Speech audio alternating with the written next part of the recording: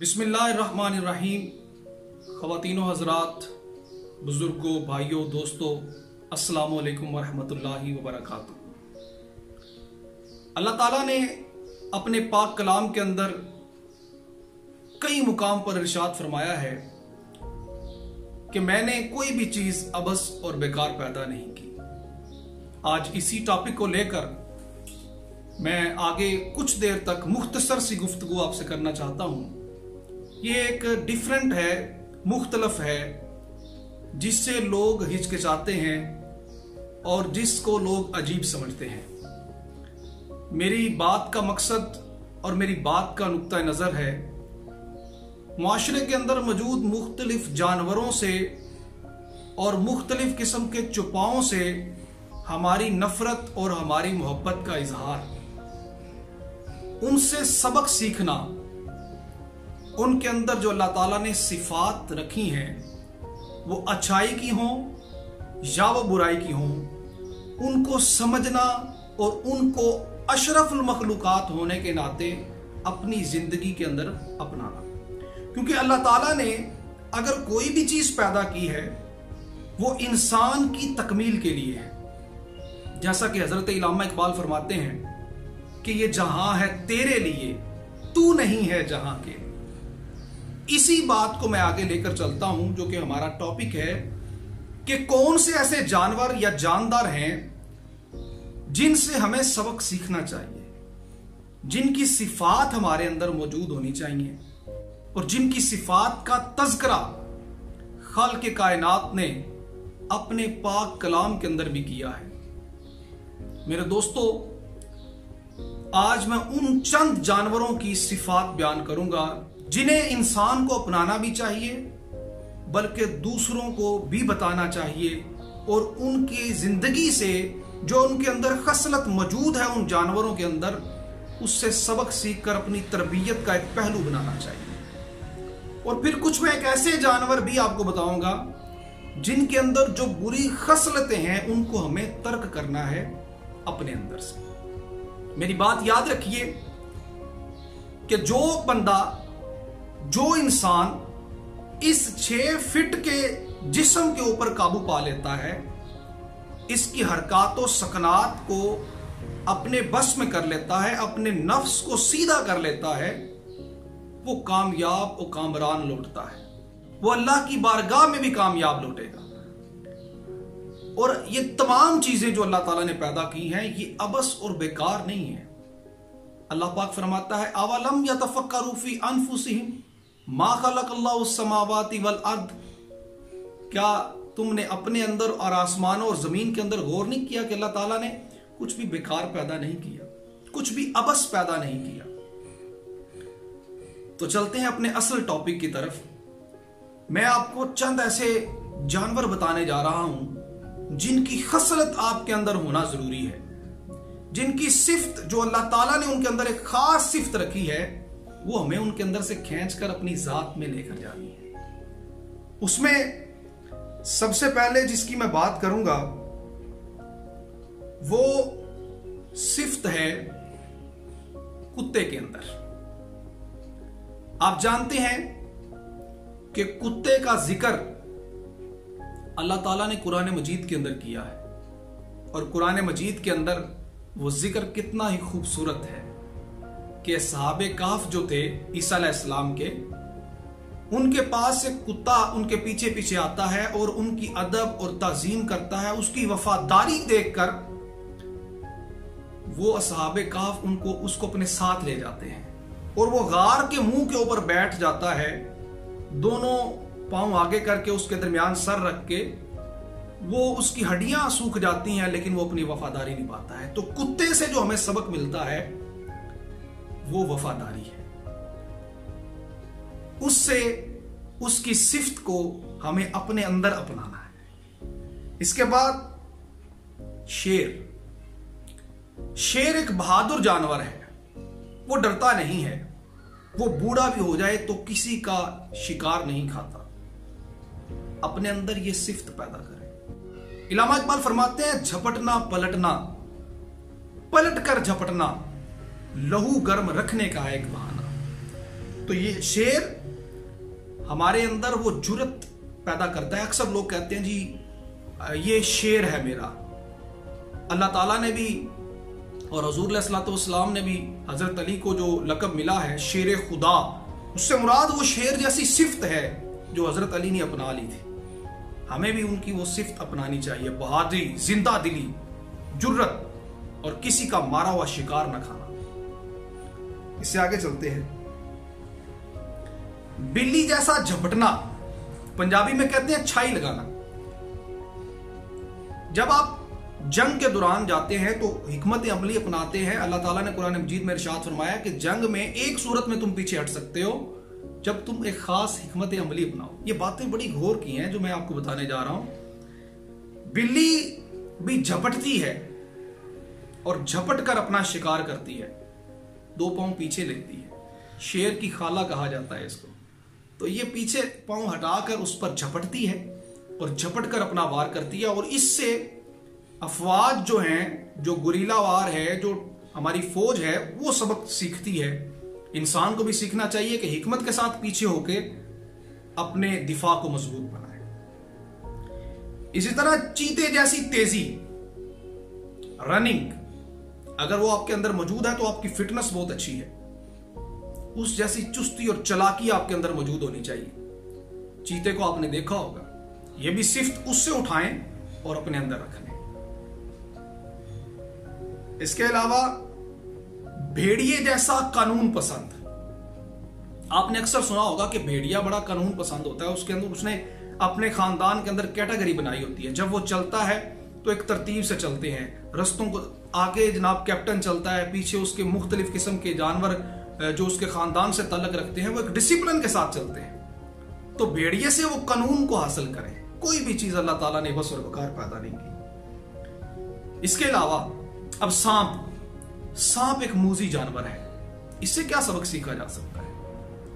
तो सांप से भी कुछ सबक सीखना चाहिए। सिर्फ ये काटता नहीं है, डसता नहीं है, बल्कि इससे हमला करने की वो ताकत, वो सिफ्त लेनी चाहिए जो ये झाड़ियों के अंदर छुप कर करता है।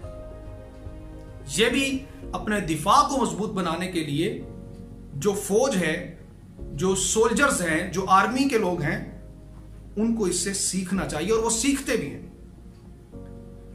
इसके बाद बड़ी इंपॉर्टेंट जो मैं बात करने जा रहा हूं, एक ऐसे जानवर की जिसकी सिफ्त कमाल है। और वो सिफ्त क्या है? वतन से जुदा होकर मछली की तरह तड़पने की। जो लोग ओवरसीज हैं, दूसरे ममालिक में रहते हैं, उनको ये पता होगा कि वतन से जुदा होकर, हमारा असल वतन आलमे लाहूत है, जिसे अल्लामा इकबाल फरमाते हैं तायरे लाहूती, उस रिज्क से मौत अच्छी जिस रिज्क से आती हो परवाज में होता है। असल वतन की तरफ रूह तड़पती है। जिस्म का असल वतन जमीन है, ये जमीन में जाने को तड़प रहा है। इकबाल फरमाते हैं मिटा दे अपनी हस्ती को अगर कुछ मर्तबा चाहिए कि दाना खाक में मिलकर गुले गुलजार होता है। तो मछली की तरह तड़पना सीखें, अपने वतन से जुदा होकर, वालिदैन से जुदा होकर, घर से, दीन से, इनसे जुदा होकर तड़पना सीखें कि उनसे जुदा हो जाए तो आपकी जिंदगी आपकी सांसों में आनी शुरू हो जाए, जैसा कि मछली की पानी से बाहर आने पर होती है। इसके बाद जो जिक्र है वो है शहद की मक्खी का। शहद की मक्खी का जो जिक्र है वो कुरान मजीद में अल्लाह ताला ने बयान फरमाया है, और वो बड़े ही खूबसूरत अंदाज में अल्लाह ताला ने बयान फरमाया है। कुरान मजीद में अल्लाह ताला ने इरशाद फरमाया व औहा रब्बुका इलन नहली अनित्ताखिजी मिनल जिबाली बुयूतम व मिनश शाजरी व मिम्मा यारिशू। और तुम्हारे रब ने शहद की मक्खी को इल्हाम किया कि पहाड़ों में और घर बना, और दरख्तों में और छतों में। फिर फरमाया फिर हर किस्म का फल खा और अपने रब की राहें चल, यानी अपने रब का जिक्र कर, वो तेरे लिए वो राहें आसान करे और तेरे पेट से एक ऐसे पीने वाली रंग बरंगी चीज निकाले बुतूनिहा शराबुम मुख्तलिफुन अलवानु फी शिफाउन लिन्नास, जिसमें लोगों की तंदुरुस्ती और बेशक शिफा है। इन्ना फी ज़ालिका लआयातिन लिकौमिन यतफक्करून, बेशक फिक्र करने वाली कौम को अल्लाह ताला ऐसी ही निशानियां दिखाता है।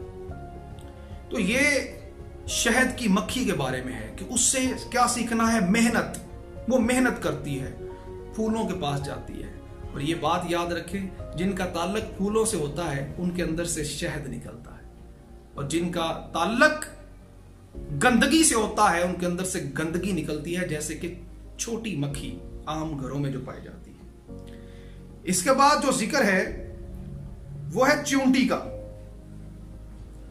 चींटी का जिक्र भी अल्लाह ताला ने कुरान मजीद में फरमाया है। सूरतुन नमल में हजरत सुलेमान अलैहिस्सलाम का जो वाक़या आपने बयान फरमाया है, उसमें एक चींटी बात करती है। जब सुलेमान अलैहिस्सलाम की फौज आ रही होती है, वो कहती है हत्ता इज़ा अताउ अला वादियन नमली कालत नमलतु या अय्युहन नमलू या अय्युहन नमलु दुखुलू मसाकिनकुम ला यहतिमन्नकुम सुलैमान व जुनूदुहु व हुम ला यशऊरून।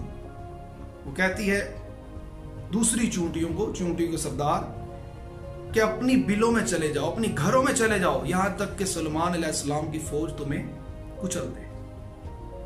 चींटी से भी हम डिसिप्लिन सीखते हैं, मेहनत सीखते हैं, उससे वो वाली सिफ्त उठाएं और अपने अंदर रख लें। शहद की मक्खी से मेहनत वाली सिफ्त अपने अंदर रख लें। इसके बाद बारी आती है गधे की। अब गधे से क्या सबक सीखा जाए? गधा भी सिखा गया कुछ, और वो क्या है, भारी बोझ कमर पे उठाना। ये उसकी सिफ्त है। वो भी मेहनत पसंद है, मालिक के हुक्म पर रेडी के आगे दौड़ता जाता है, तोड़ता जाता है, उसको कोई परवाह नहीं थकन की।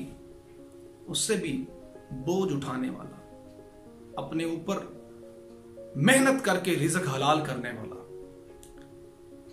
इसके बाद जो है शाहीन, उकाब, बाज, उस जैसी सिफ्त पैदा करें। शाहीन भी किसी का मारा हुआ शिकार नहीं खाता। वो सांप पर हमला करना जानता है, वो भेड़ को उठाकर पहाड़ों के ऊपर पटकना जानता है, वो अपनी बात मनवाना जानता है।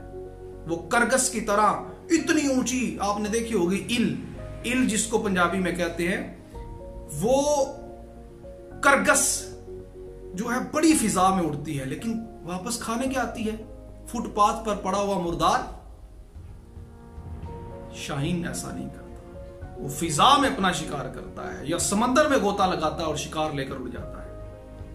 इकबाल फरमाते हैं, तू शाही है, परवाज है काम तेरा, तेरे आगे आसमां और भी हैं। इसके बाद जो बात करने जा रहा हूं एक बहुत ही खूबसूरत परिंदे की है, और वो है हुदहुद। हुदहुद को हजरत सुलेमान अलैहिस्सलाम ने बल्कीस जो थी, शहजादी थी, उसके पास खबर लेने के लिए भेजा खुफिया तौर पर, कि वो पता चलाए कि उस मुल्क के हालात क्या है। इस वाक़े को भी अल्लाह ताला ने कुरान मजीद में इरशाद फरमाया है। तो हुदहुद से हम क्या सीखते हैं कि हमने नॉलेज कैसे इकट्ठा करना है। दूसरे मुल्कों में जाकर जिस तरह ISI हमारी पाकिस्तान की इन्वेस्टिगेट करती है, वो कैसे हमने करनी है। हुदहुद एक खुफिया मिशन के लिए तैयार करदा परिंदा था। आप जानते हैं कि मुसलमानों की तारीख बड़ी पड़ी है कि वो कबूतर के जरिए, हुदहुद मुख्तलिफ परिंदों के जरिए अपना पैगाम पहुंचाते थे। तो ये भी उनसे सबक सीखने वाली बात है कि राज कैसे रखना है, पैगाम कैसे लेकर आना है, अपने मालिक तक मुकर्रा वक्त पर कैसे पहुंचना है, क्योंकि हजरत सुलेमान अलैहिस्सलाम उसका इंतजार कर रहे थे। आखिर में जो मैं बात करना चाहता हूं वो है कबूतर की। अब कबूतर की तरह हमें जाकिर होना चाहिए, जिक्र करना चाहिए। कबूतर हर वक्त गुड़गुड़ाता रहता है, वो अल्लाह का जिक्र करता रहता है। तो जिक्र कबूतर से सीखना चाहिए कि वो कोई लम्हा भी जाया नहीं होने देता। ये वो तमाम जानवर थे, और भी बहुत से हैं, मैंने चंद एक को चुना है जिनका कुछ हवाला कुरान मजीद में भी था, कुछ हमारी सोशल लाइफ में भी, जिनसे हमें सीखना चाहिए। जिनकी सिफात अपने अंदर पैदा करनी चाहिए। इसके बाद जो जानवर मैं बताने जा रहा हूं आपको, उनकी उन सिफात से हमें बचना चाहिए, उनसे किनारा कशी करनी चाहिए, ताकि हमारे अंदर वो सिफात ना आए और मुआशरे के अंदर बिगाड़ पैदा ना हो।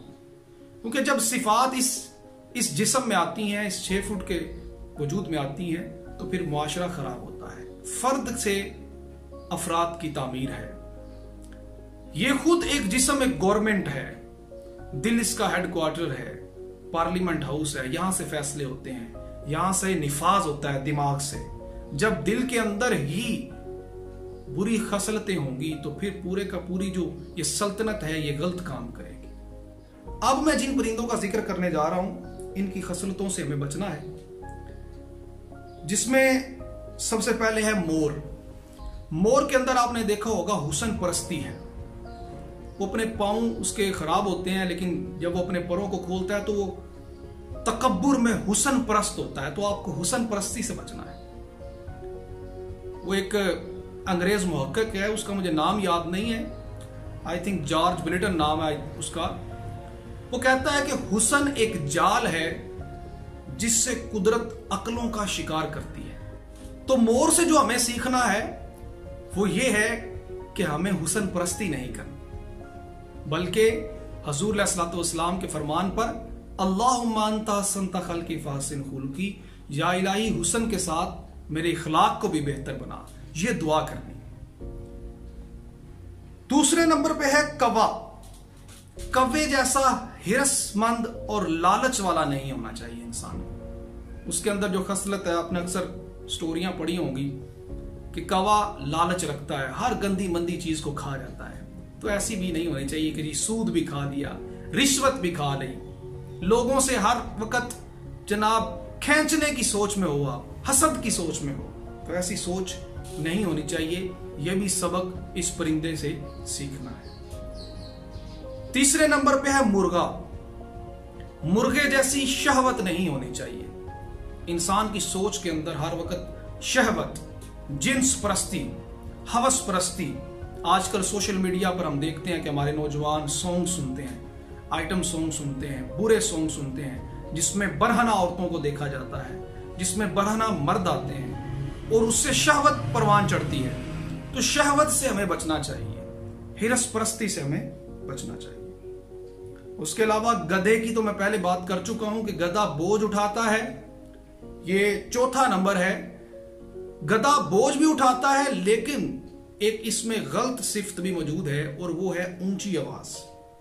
हजरत लुकमान जो है वो अपने बेटे को नसीहत करते हैं सूरह लुकमान के अंदर, वक्सिद फी मशीका वगदुद मिन सौतिका इन्ना अंकारल सवाती लसौतुल हमीर, और म्याना चाल चल और अपनी आवाज कुछ पस्त कर, बेशक सब आवाजों में बुरी आवाज गधे की है।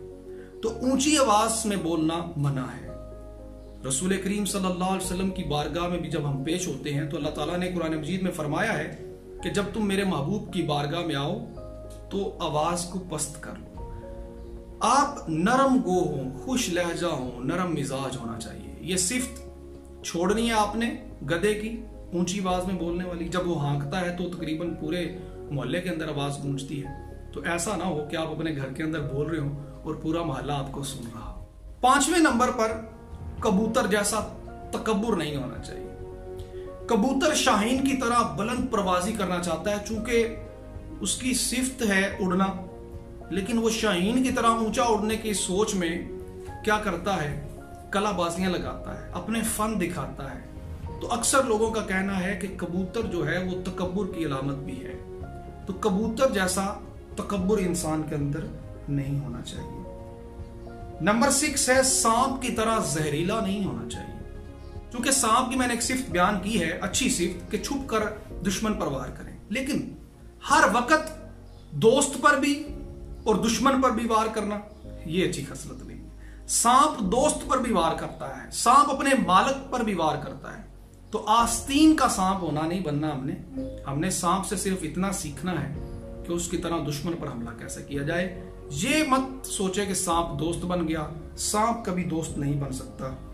जिस तरह वो एक पंजाबी में है कि सप्पां दे पुत्र मित्र नहीं बनते, भावें चुलियां दुध पियाइए, कि सांपों के जो बेटे हैं वो दोस्त नहीं बन जाते, उनको चाहे आप दूध पिलाते रहे। बिच्छू की तरह हर वक्त डंग मारने वाला, 8 नंबर ये पॉइंट है कि बिच्छू की तरह हर वक्त डंग मत मारे। वो कछुए और बिच्छू की कहानी सुनो होगी कि कछुए से बिच्छू ने कहा कि मुझे दरिया पार करवाओ तो मैं तुम्हें डंग नहीं लगाऊंगा। जब वो करवाता है तो एक दफा डंग लगाता है, कछुआ बर्दाश्त करता है, दूसरी दफा लगाता है, कछुआ बर्दाश्त करता है, तीसरी दफा कछुआ उसको डबो देता है। तो डंग मारने वाली जो आदत है, जो बुरी आदत है, डंग लगाने से मुराद ये है कि किसी से माल खींच लेना, उसकी अमानत में खयानत कर लेना, हर वक्त किसी के माल पर नजर रखना, चोरी करना, किसी अपने को खानदान के अंदर लड़ाई झगड़ा करवाना और वो एक बुरी खसलत रखना, ये डंग के माना में आता है। और 10वां जो जानवर है वो है चमगादड़। चमगादड़ की तरह बिल्कुल ना बने कि आप दिन के वक्त सोए रहें और रात के वक्त जागें। बुल्ले शाह साहब फरमाते हैं, राती जागे शेख सदावें ते राती जाग दे कुत्ते तैं थी उत्ते, दर मालक दे राखी कर दे दिने जा रोड़ा ते सुते तैं थी उत्ते, चल बुलिया चल यार मना ले निते बाजी ले गए कुत्ते। इससे मुराद ये नहीं है कि आपने शब बेदारी नहीं करनी, इससे मुराद ये है कि कसरत के साथ जब आप अपनी हैबिट ये बना लेते हैं कि जी शाम के वक्त हमने खाना खाने हैं, डिनर पार्टीज करनी है। चमगादड़ की भी एक खुसूसियत है, वो निकलती है शिकार करने के लिए, रात के वक्त उड़ते हुए छोटे छोटे जानवरों को खाने के लिए। अपना मकसद रात के वक्त उठकर क्या करें, इबादत करें और इबादत करके अल्लाह ताला को राजी करें, ना कि अपने शिकार यानी डिनर पार्टीज के अंदर कसरत से वक्त गुजारें और ना ही सोशल मीडिया के ऊपर। इसके बाद आता है हिरन। हिरन शाम के वक्त जो है वो गोशा निशीनी इख्तियार करता है, इकट्ठे होते हैं और गपशप लगाते हैं। यह भी बुरी खसलत है। अक्सर लोग शाम के वक्त बैठकर गपशप लगाते हैं, इंजॉय करते हैं, जो हमने मगरब की तहजीब से सीखा है। ऐसी भी हमारे अंदर सिफ्त मौजूद नहीं होनी चाहिए, बल्कि हमें शाहीन की तरह पहाड़ की ओंट में बैठकर अकेले अल्लाह की जात के साथ हम कलाम होना चाहिए। आखिर में 12वें नंबर पर है खंजीर।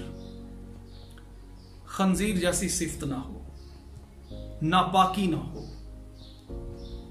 खंजीर नापाकी की अलामत है, हराम जानवर है, उसको पाकी पलीती में फर्क नहीं पड़ा। इसकी खसलत अपने अंदर मत पैदा करें। ये थे वो चंद एक जानवर जिनसे हमने सीखा कि अच्छाई किससे लेनी है और बुराई किसकी छोड़नी है, अच्छी सिफ्त किस जानवर की अपनानी है और बुरी सिफ्त किस जानवर की तर्क करनी है। बुरे जानवरों के अंदर भी अच्छी सिफात मौजूद हैं, मगर उनकी वो सिफात जो उनको मुआशरे के अंदर, जैसे सांप है, बिच्छू है, ये हैं ही बुराई की अलामत। इन जैसी खसलतें अपने अंदर पैदा करने से हमें अपने नफ्स को रोकना चाहिए। अल्लाह ताला की बारगाह में दुआ है कि वो हमें समझने की, तफक्कुर करने की, कुरान मजीद में फिक्र करने की और इस बनाए हुए आफाकी निज़ाम में से उसकी ज़ात की निशानियों को तलाश करने की तौफीक दे। अल्लाह ताला हमारे दिलों में ईमान का नूर भरे, इश्क का नूर भरे, अपने महबूब के साथ मोहब्बत और अपनी ज़ात के साथ हमें कुर्ब अता फरमाए। इसी के साथ मैं इल्लामा इकबाल के इन्हीं खूबसूरत कलामात से इजाज़त चाहता हूँ। आप फरमाते हैं, आज झांक साके गिरेबा में भी कभी, कैस तू लैला भी तू, सहरा भी तू, महमल भी तू, आरज़ू किसकी रखती है आवारा तुझे, राह तू, राह रो भी तू, राहबर भी तू, मंजिल भी तू। अस्सलामु अलैकुम वरहमतुल्लाहि वबरकातुहू।